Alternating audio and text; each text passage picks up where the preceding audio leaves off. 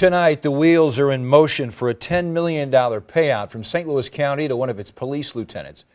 Keith Wildhaber was passed over for promotions because he's gay. Tonight's deal comes just hours after we learn County Police Chief John Belmer is retiring.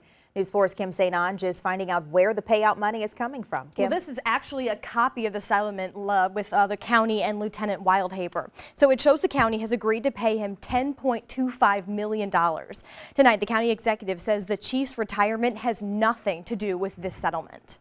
This $10.25 million settlement comes 3 years after Lieutenant Keith Wildhaber filed a discrimination lawsuit, saying he was passed over for a promotion 23 times because of his sexuality and told to tone down his gayness. In October, a jury awarded Wildhaber $20 million in his suit. It's important to recognize that this sends a message to everyone in county government and to all of our employers in the St. Louis region that discrimination will not be tolerated.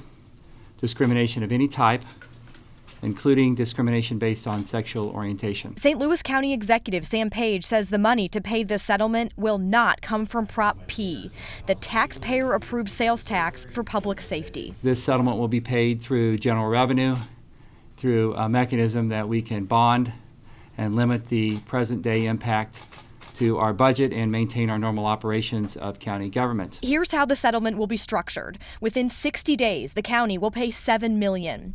By the end of January next year, the county has to pay the remaining $3.25 million. Page firm tonight on Chief John Belmar's resignation having nothing to do with this settlement. 6 years is a long time to be chief. It's about as long as anyone's ever been chief in St. Louis County, and he's been contemplating this for some time. We asked the county executive, okay, so what does that $10 million possibly take away from?